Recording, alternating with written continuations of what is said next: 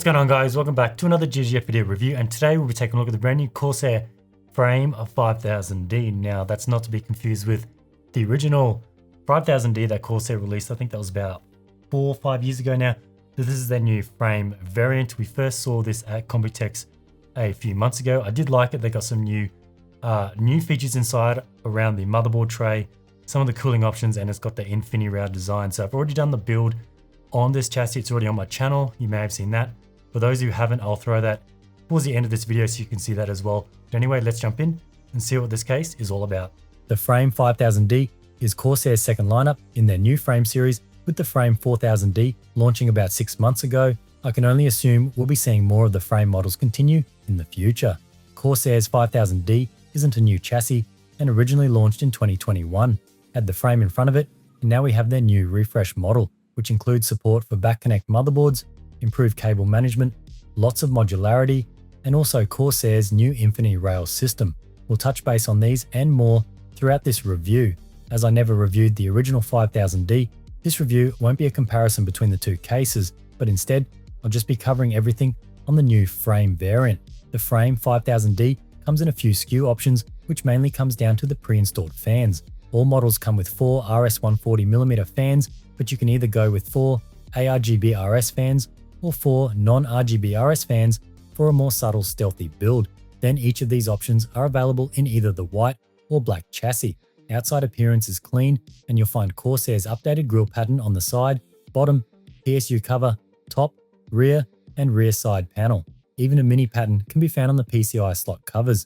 The only area which does not have this pattern is at the front. I actually dig this grille design, and it actually has some depth to it as well. Corsair classed the FRAME 5000D as a mid-tower, and dimensions come in at 540 high, 250 wide, and 549 deep. The chassis comes in either black or white models, with the white model having a clear side panel, while the black model having about a medium tint. All panels are toolless with thumb screws, and this includes the top, both sides, and the lower main side panel. Further to the thumb screws, the left and right side panels are also held in via pushing clips. This is nice, as once unscrewing each panel, they don't just start to fall. One gripe I do have here are the small aesthetic Corsair yellow rings on each thumb screw. This might not be an issue to some, but for me, when doing a themed build, it really throws the whole build off. For my black stealth build, I actually replaced all these yellow rings with 2 silver M5 washers. Front I/O can be found at the bottom of front, and here you'll find 4 USB 3.2 Gen 1 Type A, 1 USB 3.2 Gen 2 Type C, audio combo port, and the power button with built-in power LED. You'll also find a very subtle ARGB strip just above the I/O module, which can be controlled via your motherboard's ARGB header.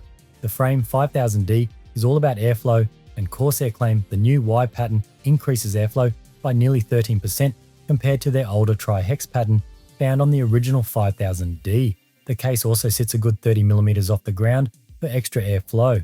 For dust filters, you'll find a large slide-out one at the bottom, a clip-in dust filter on the rear side panel for side intake, while another one can be found at the front behind the mesh grille. For case rigidity, with all exterior panels removed, was okay, but there definitely was some flex. Even with all panels removed, the FRAME 5000D still has plenty of mesh and modular parts still on the case, so I would expect there to be some flex. One thing that was a bit mangled out of the box was the top cover pull tag at the rear. This is a rubber material, and on my white model, it's quite deformed and won't go back into shape. However, on my black model, it was fine. Inside the FRAME 5000D, and before I talk about motherboard support, let's take a look at some of the modular parts. For starters, the whole motherboard tray can be removed if you wish. Remove 4 screws from the back and out it pops. Corsair have also redesigned the motherboard tray, which they're calling Rapid Root 2.0. I covered this a little in my Computex Corsair booth video, but we can see it in better detail now. Basically, the whole motherboard tray is made up of a pegboard pattern for better cable management. Now, we don't need to rely on dedicated zip tie points, but instead can use any of these holes over the entire tray. Corsair also includes 5 of their own clip-in Velcro ties that can also go anywhere on this pegboard design. And lastly, it also enables users to get creative and 3D print their own cable management. Now, there is some flex in this area, as to create this, quite a bit of material has been removed, and to even add to this, the FRAME 5000D also supports back connect motherboards as well, so there are even more cutouts. But once a motherboard is installed, nearly all flex is gone. Motherboard support is up to EATX, but the right cable cover definitely needs to be removed if going with this board size. My test ROG Z890 Extreme did fit. The 24-pin cable routing was tight with that right angle connector. If you do not wish to use the cable grommet, you can run your 24-pin cable a little further into the side cutout, or if you're running a super large motherboard like an MSI Godlike. For standard ATX motherboards, I found the cable cover worked really well and covered the 24-pin cable nicely. Above the motherboard, you'll find another removable panel. This is to hide all top motherboard connections or can be removed altogether. I found if using custom sleeved EPS cables like Cable Mod, due to them being a bit thicker, this cable cover needed to be removed. I didn't really find this an issue, as once installing an AIO or radiator for a custom loop at the top, it pretty much covers this whole area anyway. Behind this cover are 3 cutouts, one at each end and one in the middle for cables to pass through. 2 cable grommets can be found on top of the PSU shroud for bottom motherboard connections. One interesting area is this part can be completely removed via 2 screws. I'm not sure why anyone would do this, but the ability to do so is there. You'll also find 2 120mm fan spots on this mid plate for additional GPU cooling. As I said earlier, the Frame 5000D supports back connect motherboards, and I had no issues with my test B850, Tough BTF, MSI Z890 SPZ, and the Aorus B650E Stealth Ice. One interesting feature that Corsair include is a magnetic mylar strip that covers the gap when using back connect motherboards. Depending on which brand of back connect board, this strip can push towards the motherboard or sit out a bit, like on this Tough BTF board. The final removable cover inside is the far right cover. By default, this acts as an aesthetic cover and to help manage cables.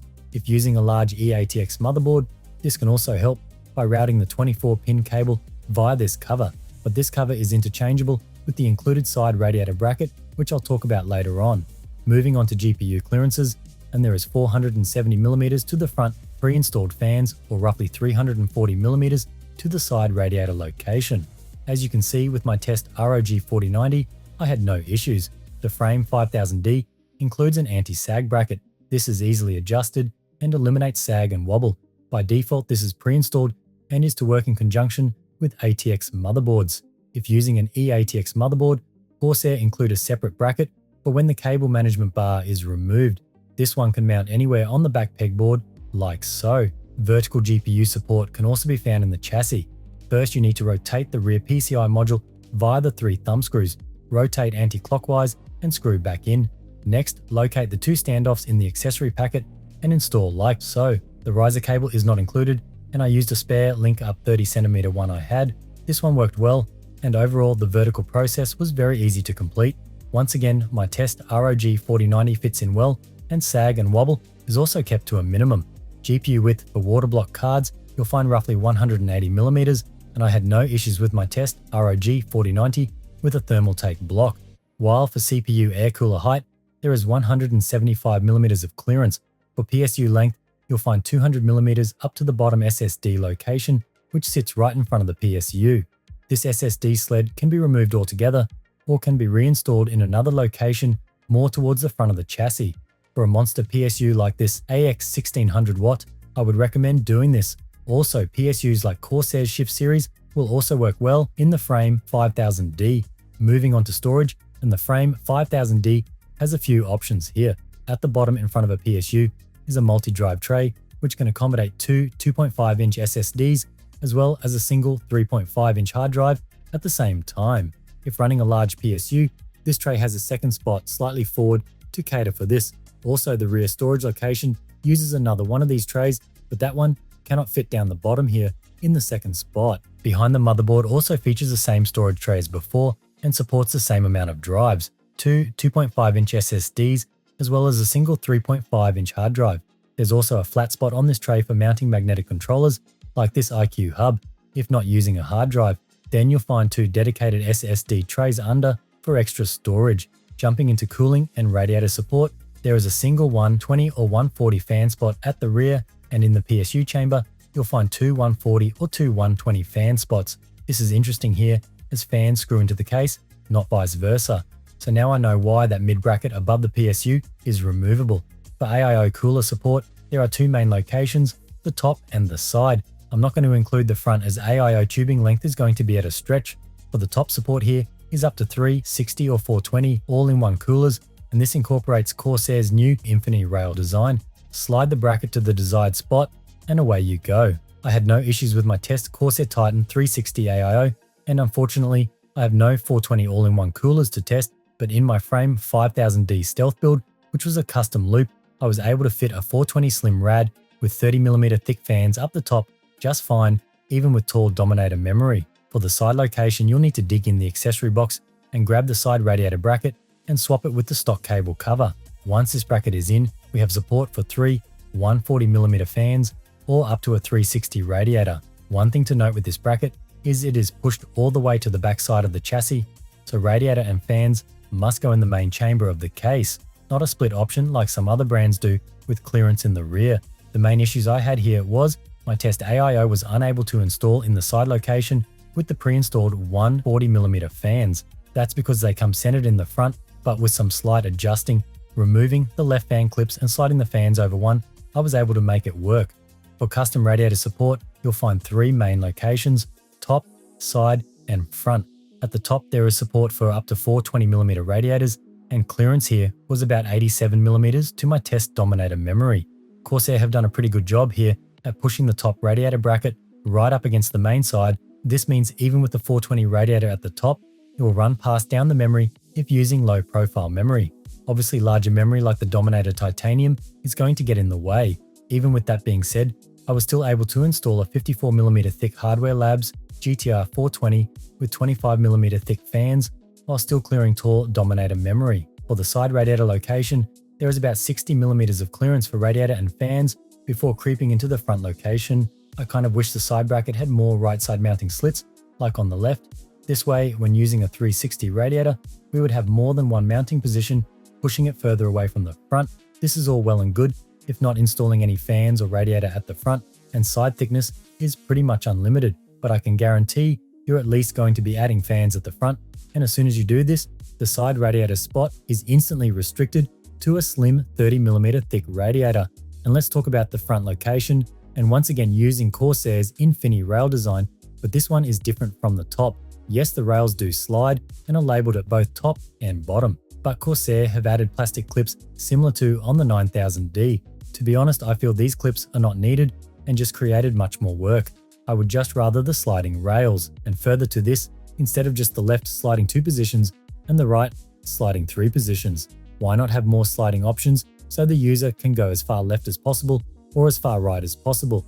Having these clips does make installing radiators rather tedious, and you cannot simply remove them and use the rails as the spacing is all out.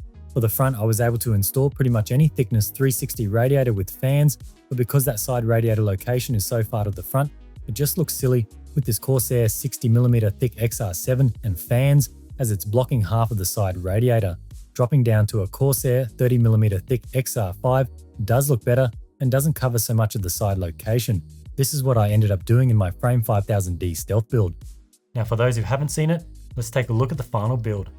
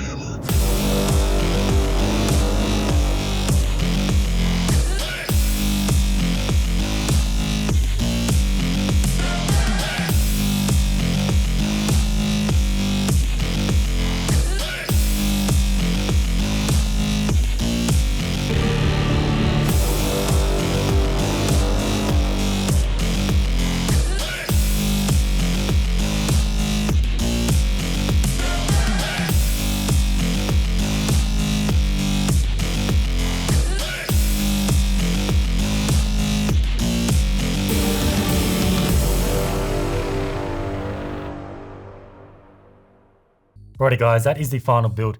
I did launch the time-lapse video actually before the review. Normally I like to do it the other way around. I like to do the review first, then the build video, but the deadline for this was very, very tight. Samples were limited. So I thought it was best to actually get the build done, because that doesn't take me too long. A couple of days I can get the build out. So I can get that out around the time of the launch of this case. But if I was to do the review first, I need to do the full review, then the build, because I always add the build in the review. I would have had to have done the build anyway, so that's why it's the other way around. Now, first off, I want to cover some things I didn't like, any issues, and then I'll cover some more things before we wrap this video up. Now, the quarter side panel, which is this one here, that's what they call it. Quarter goes in here. You might be wondering, well, why is mine different? I'm thinking I'll probably do a mod build video. I used to do these a few years ago, but with this new studio setup, I have room to do that, where I will cover in detail the builds I do for these reviews or these custom builds, rather than me talking about it all in the review, because it's taken a little bit sidetracked off the point where if I talk about this whole custom build, I'm not really sort of talking about the case. So I'll probably do a dedicated video, talk about how I did all this custom wood grain. This is actually real wood. I stained it black. Some of the other features as well, this pass-through panel down the bottom. So I can do a full dedicated video, and then I don't bloat out this one. But going back to this quarter side panel, it is very flimsy. So I get some close-ups on the white one that I took off. This is just like very flimsy. If I just do this, there we go, it's completely bent.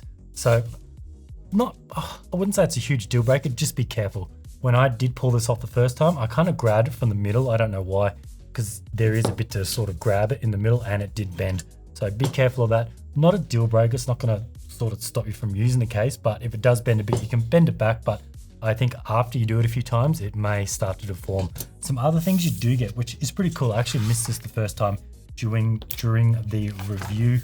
There are a couple of, there's actually another one. There's 3 inserts that go in this quarter side panel. So you can leave it completely see-through, open like that. There is a diffused one that's kind of like a semi-transparent. That's if you got some RGB lighting down there, it'll be nicely diffused. There is a solid black one if you don't want to see anything at all. If you want to keep your airflow to a certain specific flow, if you want to go in the front, out the top, or out the back, and you don't want any disruption going in the side, you can block it off completely. Obviously on the white one, it's going to be white. On the black, it's black. And then you have a fine dust filter as well. If you do want to use the side as intake, you can put fans on this mid plane here on top of the PSU, and you can bring in air from the side as well. So that's pretty cool. And then Corsair throw on a sticker. I don't know if you really need that. I don't know where you'd stick that. I kind of have a feeling that maybe you could stick it on the solid black one like this. And then when you stick the solid black one in like this, it would kind of come through like that. I don't know if you can see that, but maybe that's something you can do. The other area, not an issue. This is my personal taste. The front rad area is a little bit messy with the side and the front being so close. I looked at even things like Reservoir support for a custom loop. I tried Corsair's own, I think it's the XD7 for that one. It's their sort of their side distro that has the in and the out for the CPU and the GPU, and then it has the pump on the front. Now, because there's no room at the back on the side mount, if you do go with a pump res combo that is like the flat ones, it will have to have the pump mounted on the front because there's no room on the back. And if you do use the sort of extenders to push it out to make room for the pump, it's going to fail anything that goes in the front. So I really wish that side bracket had more spots on the right side so you could push it all the way over, because there's just so much room on the left, which I'm not sure why it's been left like that. But yeah, I tried the Corsair, their own one, and I can't fit anything in the front. You could probably fit fans, but I couldn't fit their slim rad and fans. The pump was just failing. So that's another thing. And those little clips that hold the rad and the fans on the front, I just really don't think they're needed. I think if we could remove them, if you had a full array of moving sliding rails on the front, sort of like the top, that would be better. Even if the top had more functionality to slide, instead of just one position for 120, 140, have both the left and the right slide a lot more than what we actually need. That'll give us flexibility for different builds. Now, even the side, so Corsair are sort of boasting their InfiniRail design. They got it on the top, they got it on the front. Mind you, the front's a bit different than the top, but the side has nothing. So if they made the side with the InfiniRail design, that would eliminate that whole issue of that side rad being too close to the front, creeping into the area of the front rad. If they had that InfiniRail design, you could slide it over, you could slide the front over that way, the side over this way, and you could allow for more room. Rear cable management. Now, not really going to talk about this one. I did a whole nother build in the white version of the chassis, and it actually worked out really good. This new pegboard design for the motherboard tray just worked really well. I had unlimited amount of tie down points for zip ties. Even their own Velcro ties worked well. I used Corsair's own Shift PSU. Haven't used one of them before, wanted to see how it went. It worked really well. I didn't plug any cables in because the way those PSUs work is you can slot it in, and then when you're looking at the back, all the connections on the PSU are right there. I could run them straight up, don't have to sort of reach around and plug in the ports sort of underneath in the middle where they would normally be. Even use the iCUE link hub, stuck it on the spot where you're meant to, ran everything nicely. And I did this build in about, I would say 30 minutes, and I cable tied it, management, did all of that pretty nicely. And I think it came out really good. So happy with that. No issues there for cable management. Side panel went on, no issues at all. The quick turn fan screws, there's some in here. I don't think I used any more because obviously when a custom loop, you don't need to use fan screws, only if you're putting them into the case. Of course, I have included those again. If you're not familiar what they are, the quick turn ones, the thread is a lot more spaced out than on a traditional fan screw. On a fan screw, I wouldn't say it's quite fine, but there's quite a lot of thread. On a quick turn fan screw, it sort of goes around once and maybe a little bit more. So when you insert it, it just goes straight in. And I think you can do about half a turn and it's in. So you can just go in. Don't think that's a huge deal, but it is nice that they are thinking about these new screws for fans. IO cable sleeving is nice. Where your IO comes at the front, there's about this much length of sleeving. I'd say it's like that cable management stuff you have for your desks. You can run to keep all your cables together. It's not long. You don't really see it on the black, but on the white, you see it at the back and it runs along. It doesn't go all the way up the top because that would be silly, because you do need to break your cables off into different areas eventually. So they do have a short bit of that, which is cool. No issues with cable grommets. I didn't mention that earlier. I always have to cover that if they fall out. Corsair do a good job with their cable grommets. I'm not sure if they're using the double shot ones they use on the 9000D, where the insert bit that goes around the actual steel cutout on the case is much more rigid and solid than the actual sort of flappy part. But I had no issues doing either of the builds. The cable grommets did not fall out at all.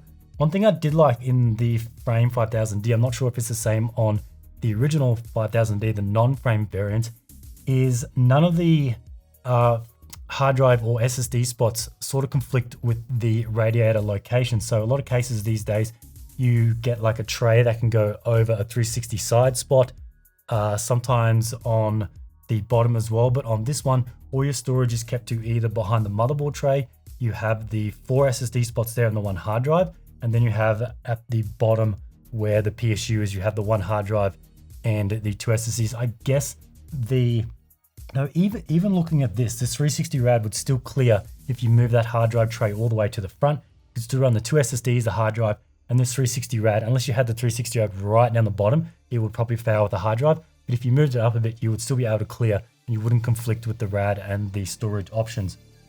External iCUE link port. I'll throw a bit of B-roll up. It's just on the back here. I believe Corsair, I'm not too familiar with their whole ecosystem. I don't think I can pull this out. They have some external devices, and this is just a clip that goes over a hole. And if you are running those, you can run it out of your hub and then it can connect to those devices. I think it might be their triangles or something like that they have. And I can't get this back in. So yeah, that just pops out. It's just a plastic cover. I saw it on the 9000D as well. One thing I didn't cover earlier are 200mm fans are supported as well. 2 at the front, 1 at the top, 1 at the bottom. And those ones, you do have to remove those plastic clips because obviously those rails can't go out far enough. You ditch all of the plastic clips and then you just run the fans straight into the 2 side rails. I tested that, worked well, no issues there. Now, I do have a note about this build. Normally I would go over everything I did on this build and that normally goes for about 5 or so minutes, but I'll probably do a mod build video on this one. Of course, they have been pushing more of their stealth sort of no RGB builds. Kind of hard, especially from Corsair. I would say a lot of brands, everything is RGB these days. Motherboard, pump res combo, the CPU block, the GPU block, the fans are not RGB. I think that's the only thing that is not RGB. I specifically went with these. I think they're the RS, the thick 30mm fans, very, very high performance. That's the only thing that wasn't RGB. Everything else is RGB. I used to be able to get away with non-RGB motherboards with EVGA, but now they're pretty much gone. Everything is going to be RGB, so unfortunately all I can do is turn it off. At least with memory, I can go with non-RGB memory. That's about the only other thing. But apart from that, it's getting harder and harder to do fully legit 0 RGB builds because everything is just pushing that RGB ecosystem. But yeah, I'll talk about this build in another video if you're interested. Things about why I went with 3 slim radiators. You might be thinking, well, earlier I said you could fit a thicker one at the top. The reason why I didn't do that, I'll cover that and some other options, but I don't want to talk about that now. But yeah, I did use the wood on the side and on this mid plane, and it just sort of tied in really nicely for a stealthy build. Now, lastly, I do want to cover the price. So this model here, which is the RS non-ARGB, you're looking at $189.99. And then for basically the ARGB version, which comes with the 4 140mm RS ARGB fans, is an extra $10, so $199.99. Just want to confirm that's right. Yep. So I want to know your thoughts.